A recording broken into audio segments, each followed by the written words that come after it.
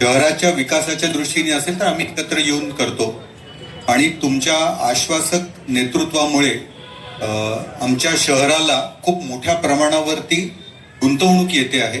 1,20,000 कोटीची गुंतवणूक ऑलरेडी आलेली आणि अजून येणार आहे। सगळ्या सर्वसामान्य जनतेच्या मनामध्ये हा प्रश्न असतो की या विकासाचा मार्ग या शहरातनं जातो तर हे शहर त्याला कोप करू शकेल का, आणि ते कोप करण्यासाठी रस्ते, पाणी, वीज पुरवठा, नंतर ग्राउंड, शाळा, कॉलेजेस या सगळ्या आघाड्यांवरती आपण केलं तरच हे, नाहीतर हे शहर त्या विकासाच्या याच्या खाली कोलमडण्याची शक्यता आहे। तर त्याच्याबद्दल आपलं काय? नाही, मला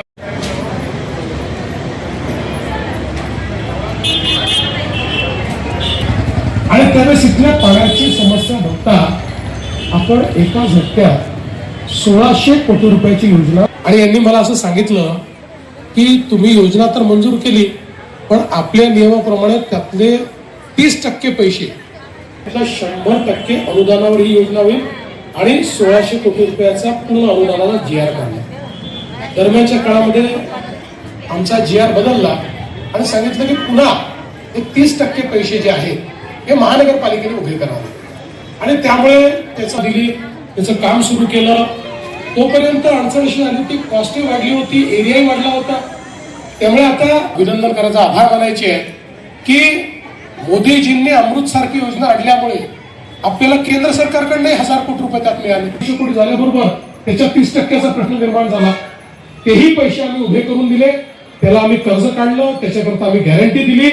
आता सगळे पैसे मिळाले। आता आजच अंतिम टप्प्याचं टेस्टिंग झालेलं आहे, त्यामुळे आता छत्रपती संभाजीनगरच्या प्रत्येक भागामध्ये त्या ठिकाणी शुद्ध पिण्याचं पाणी रोज प्रत्येकाच्या घरामध्ये येण्याचा विचारले।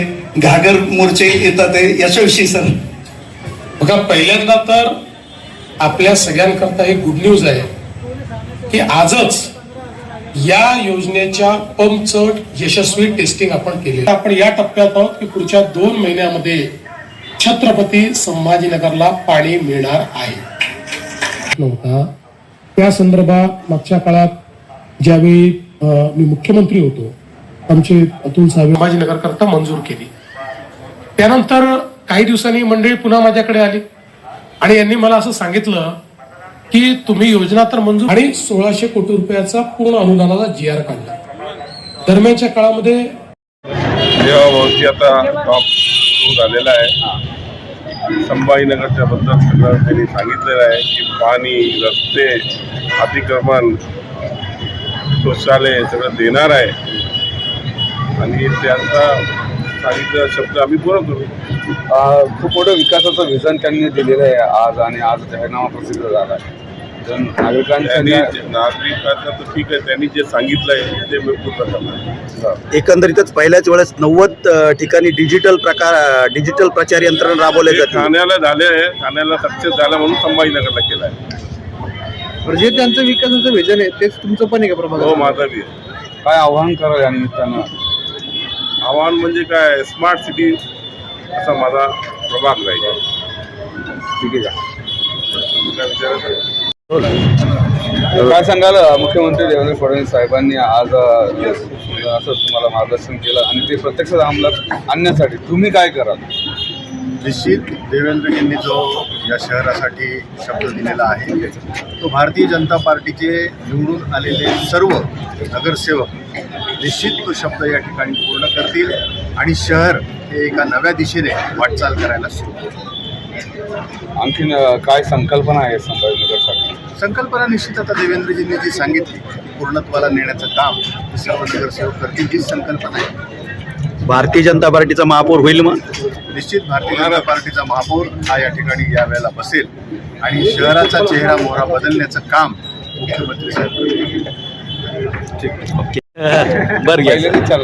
ते साहेबाला विचारलं।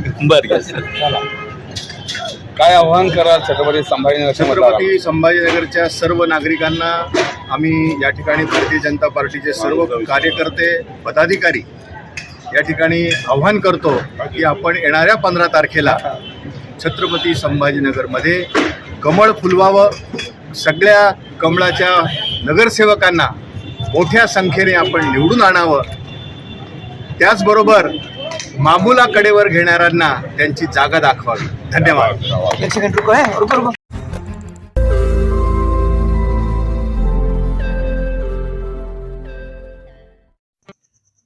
रोज नई खबरों को देखने के लिए हमारे औरंगाबाद समाचार चैनल को सब्सक्राइब कीजिए और नोटिफिकेशन पाने के लिए हमारे बेल आइकन को दबाइए ताकि हर खबर की नोटिफिकेशन आपको मिलती रहे।